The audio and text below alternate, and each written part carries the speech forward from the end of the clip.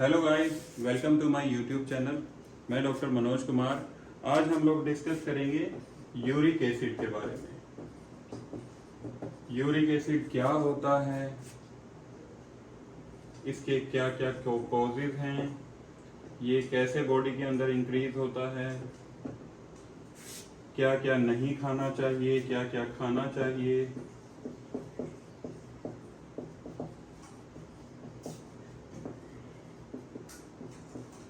इसको रोकने के क्या उपाय हैं,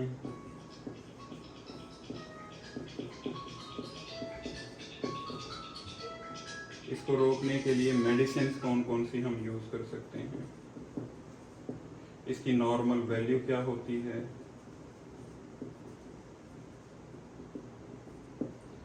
इसे खत्म करने के लिए हमें क्या लाइफस्टाइल रखना चाहिए।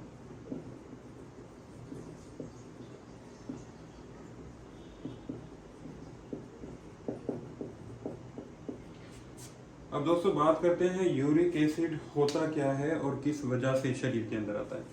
यूरिक एसिड मेनली प्यूरिन की वजह से हमारी बॉडी के अंदर आता है। प्यूरिन हमारी ब्लड के अंदर होता है, ये एक सब्सटेंस होता है जिसकी वजह से यूरिक एसिड पैदा होता है। जब भी हम कोई भी ऐसा फूड या कोई भी ऐसा फल या कोई भी ऐसी चीज खाते हैं जिसमें प्यूरिन की मात्रा ज्यादा होती है, तो उसकी वजह से क्या होता है कि हमारी बॉडी के अंदर यूरिक एसिड बढ़ने लग जाता है। अब यूरिक एसिड जब बढ़ने लगता है तो हमें कैसे पता चलता है कि यूरिक एसिड हमारी बॉडी में बनने लगा है। सबसे पहले क्या होता है कि हमारे जोड़ों में जो छोटे जोड़ होते हैं, जैसे ये उंगली हो गई, हमारे पैर की उंगली हो गई, घुटना हो गया, इनके अंदर जो गैप होता है, ये यूरिक एसिड एक क्रिस्टल के रूप में वहां पे जमा होने लग जाता है, जिसकी वजह से पेन होने लगता है, अर्थराइटिस हो सकता है। अगर हम इसकी नॉर्मल वैल्यू की बात करें तो नॉर्मल वैल्यू इसकी होती है 3.5 ml पर डेसीलीटर से लेकर 7.0 ml पर डेसीलीटर तक। अगर आपका यूरिक एसिड 7.0 पर डेसीलीटर से ज्यादा है तो इसका मतलब आपको यूरिक एसिड की प्रॉब्लम होने लगी है। अगर आपका यूरिक एसिड 3.5 से लेकर 7 के बीच में है तो कोई प्रॉब्लम वाली बात नहीं है। लेकिन अगर आपको इसको टेस्ट करना है कि ये हमारी बॉडी में कैसे आता है, तो इसके लिए सिंपली दो मेथड हो सकते हैं। पहला मेथड होता है नॉर्मली ब्लड टेस्ट, जो हम नॉर्मली किसी भी लैब में जाकर टेस्ट करवा सकते हैं, जिसका ज्यादा कोई खर्चा नहीं आता, कोई 40-50 या 100-150 रुपए के आसपास आता है, डिपेंड करता है कि आप कौन सी लैब में जा रहे हैं। ठीक है, एक मेथड तो ये हो गया कि हमने लैब में जाकर इसको टेस्ट करवा लिया।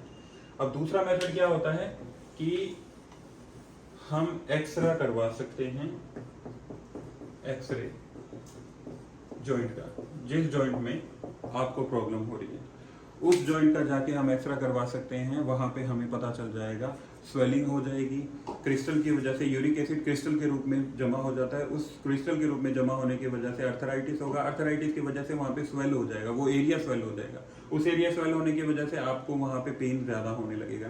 तो इसका मतलब यूरिक एसिड बढ़ गया है। यूरिक एसिड बढ़ गया है, इसका मतलब प्यूरिन लेवल भी बढ़ गया है। अब जब प्यूरिन लेवल बढ़ जाता है तो यूरिक एसिड की वजह से हमें किडनी प्रॉब्लम भी हो सकती है, स्टोन प्रॉब्लम भी हो सकती है। तो कई बार क्या होता है, जब हम यूरिन के लिए जाते हैं, जलन वगैरह होने लग जाती है तो वहां पर स्टोन हो सकती है। अब ये स्टोन मेनली दो तरीके की भी हो सकती हैं। एक तो होती है कैल्शियम स्टोन, एक होती है क्रिस्टल स्टोन। जो क्रिस्टल स्टोन होती है वो होती है यूरिक एसिड की। जो कैल्शियम स्टोन हो गया वो नॉर्मली होने लग जाता है बॉडी के अंदर, उसमें कोई घबराने वाली बात नहीं है। जो नॉर्मली अल्ट्रासाउंड हम लोग करवाते हैं उसके अंदर कैल्शियम स्टोन ही मैक्सिमम होता है। ठीक है, लेकिन अपने को अगर पता करना है कि अगर ये स्टोन चाहे कोई भी हो, अगर वो बॉडी में आ गया तो आपको बाथरूम में भी प्रॉब्लम आने लग जाएगी, आपकी किडनी में भी प्रॉब्लम आने लग जाएगी अगर प्यूरिन लेवल बढ़ गया तो। प्यूरिन लेवल नॉर्मली बढ़ता किस किस वजह से है, जब हम कोई भी ऐसा फूड खाएंगे जिसके अंदर बहुत ही ज्यादा गर्मी हो, जैसे कि रेड मीट हो गया, कोई तली हुई चीजें हो गई, कुछ भी हो गया, वो हमारे लीवर पर भी अफेक्ट करेगा, साथ में यूरिक एसिड को भी बढ़ाएगा। अब क्या होता है कि अगर हमने पानी कम पीना शुरू किया तो भी यूरिक एसिड बनने लग जाएगा। यूरिक एसिड को खत्म करने के लिए हमें कुछ चीजें होती हैं, जो प्रोटीन डाइट होती है उसको कम करना पड़ेगा। प्रोटीन डाइट को हम लोग कम करेंगे, प्यूरिन लेवल अपने आप ही नॉर्मल होने लग जाएगा। जब प्यूरिन लेवल नॉर्मल होने लग जाए तो यूरिक एसिड बनेगा ही नहीं, है ना। तो नॉर्मल सी बात अपने को क्या याद रखनी है कि किसी भी सूरत में हमें प्यूरिन लेवल को बढ़ने नहीं देना है। प्यूरिन लेवल कैसे नहीं बढ़ेगा? प्रोटीन डाइट ही नहीं लेनी है। अब प्रोटीन डाइट नहीं लेंगे हम तो उससे क्या होगा कि हमारी एक लिमिट के अंदर हमें प्रोटीन डाइट लेनी भी पड़ती है। अगर प्रोटीन डाइट बिल्कुल ही नहीं लेंगे तो बॉडी के अंदर वीकनेस आ जाएगी। लेकिन अगर अधिकता लेंगे, अधिकता की मतलब आप जब भी अपना ब्लड टेस्ट करवाएंगे तो उसमें आपका ब्लड टेस्ट 3.5 यूरिक एसिड की मैं बात कर रहा हूँ यहाँ पे 3.5 ml पर डेसीलीटर से 7.0 ml पर डेसीलीटर के बीच में अगर आ जाता है तो इसका मतलब यूरिक एसिड नहीं है, आपका प्यूरिन लेवल नहीं बढ़ा हुआ है। अगर इस लेवल से ऊपर चला जाता है 7.0, 7.8, 7.58 के आसपास आ जाता है तो इसका मतलब आपकी बॉडी के अंदर प्यूरिन लेवल की अधिकता ज्यादा हो गई है, आपको रूटीन में ध्यान रखना पड़ेगा। अब आ जाते हैं कि इसको रोकने के लिए हम लोग क्या कर सकते हैं। रोकने के लिए हम लोग एक तो पानी का लेवल ज्यादा कर सकते हैं, वाटर लेवल इंक्रीज कर सकते हैं हम लोग। पानी आप थोड़ा ज्यादा बढ़ा दीजिए, जितना ज्यादा आपको बाथरूम आएगा उतना ही ज्यादा यूरिक एसिड क्रिस्टल के रूप में जो बना हुआ है वो बाहर निकल जाएगा। पहली बात तो ये। दूसरी चीज, कोई भी तली हुई चीज नहीं खानी है।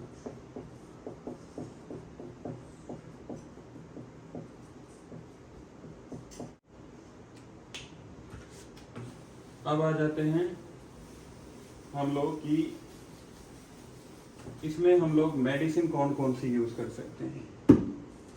नॉर्मली मैं आपको बताता हूँ कि यूरिक एसिड को मेडिसिन से भी दूर किया जा सकता है, साथ साथ में एक्सरसाइज से भी दूर किया जा सकता है। एक्सरसाइज में क्या आता है, सिर्फ अगर आप लोग एक्सरसाइज करेंगे, कई लोग यहाँ पर होते हैं आपको बोलेंगे कि सिर्फ आप एक्सरसाइज कर सकते हो, एक्सरसाइज कीजिए आपका यूरिक एसिड नॉर्मल हो जाएगा, एक्सेस आप वाटर लेवल अपनी बॉडी के अंदर कीजिए आपका यूरिक एसिड नॉर्मल हो जाएगा। लेकिन ऐसा कुछ भी नहीं है। विदाउट मेडिसिन आपका यूरिक एसिड कभी भी नॉर्मल नहीं हो सकता। मेडिसिन की बात करें हम लोग तो यहाँ पे आप एक मेन मेडिसिन होती है जिसको नाम है फेब्यूक्सोस्टेट। अब ये 2 लेवल पर आती है, एक तो होती है 40 mg, एक होती है 80 mg। 40 mg 80 mg के बारे में डिस्कस किया जाए तो 40 mg उन लोगों को दी जाती है जिनका यूरिक एसिड एक नॉर्मल लेवल के आसपास ही होता है, बाउंड्री लेवल के आसपास होता है। जैसे कि मैंने आपको बताया कि नॉर्मल वैल्यू होती है 3.5 से 7.0।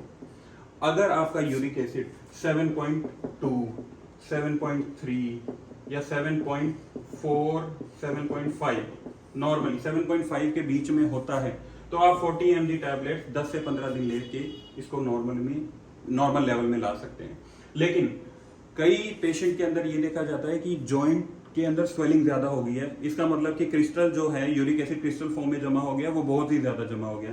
अब बहुत ज्यादा जमा हो गया है तो उसके लिए हम क्या करते हैं कि पेशेंट को पेन भी बहुत ज्यादा हो रहा है।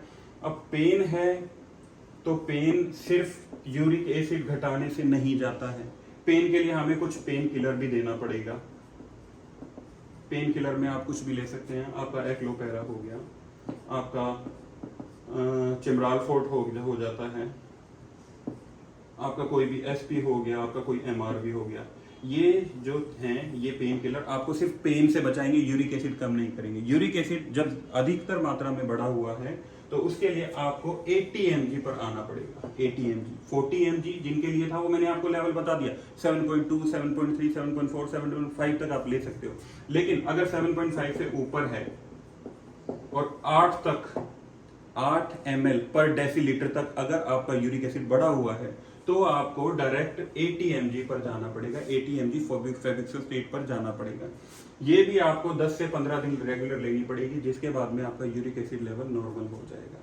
नॉर्मली यूरिक एसिड हमेशा बढ़ता है दोस्तों प्यूरिन लेवल की वजह से। आप प्यूरिन लेवल नॉर्मल रखिए, प्यूरिन लेवल भी काफी चीजों से बढ़ता है। अब अगर आप सोचते हैं कि मैंने आपको बोला है कि आप एक गर्म चीजें छोड़ दीजिए और ठंडी चीजों की तरफ जाइए, तो एक चीज और भी नोट कीजिएगा कि फ्रुक्टोज जो शुगर होती है, जो फ्रूट्स की वजह से शुगर बनती है, उसमें भी यूरिक एसिड लेवल हमारा बढ़ने लग जाता है। तो आपको ये भी चीजें ध्यान रखनी पड़ेंगी कि जो हद से ज्यादा मीठे फ्रूट्स होते हैं उनमें जो शुगर होती है उसकी वजह से भी यूरिक एसिड लेवल हमारा बढ़ने लग जाता है। तो मैं आपको ये नहीं बोल रहा कि आपने वो चीजें नहीं खानी है, आप कोई भी मीठा फल नहीं खा सकते। आप मीठा फल खा सकते हो, लेकिन आपको कुछ चीज़ों का ध्यान रखना होगा कि आप, अब हम बात करते हैं कि यहाँ पे अगर किसी को यूरिक एसिड हो जाता है तो उसकी पहचान कैसे होगी। उसकी पहचान में दो चीजें आप कर सकते हो। एक तो जिस जॉइंट पर उनको पेन हो रहा है उस जॉइंट की तरफ देखिए, वो स्वेल होगा। इसका मतलब कि यूरिक एसिड क्रिस्टल फॉर्म में वहां पर जमा हुआ है, डिपॉजिट है उस हिस्से पर। उसके लिए आप क्या कर सकते हो, मैंने आपको पहले ही बताया है कि एक ब्लड टेस्ट करवाइए, ब्लड टेस्ट में क्लियर हो जाएगा। ये तो है एक नॉर्मल चीज। दूसरी फॉर्म क्या है कि आप एक एक्सरा करवा सकते हो पर्टिकुलर जॉइंट का, जिस जॉइंट में स्वेलिंग है, जिस जॉइंट में पेन है। ये चीजें करवाने के बाद आपकी जो वैल्यू है नॉर्मल वैल्यू से मिला लीजिए। अगर नॉर्मल वैल्यू से ऊपर आ रही है तो इसका मतलब यूरिक एसिड लेवल काफी ज्यादा बढ़ा हुआ है। अगर नॉर्मल वैल्यू के बीच में है तो यूरिक एसिड लेवल कम है। बस आज मुझे यही बताना था। अगर आप लोगों को मेरी वीडियो समझ में आई हो, अच्छी लगी हो, तो प्लीज सब्सक्राइब कीजिएगा, कमेंट भी कीजिएगा। Thank you.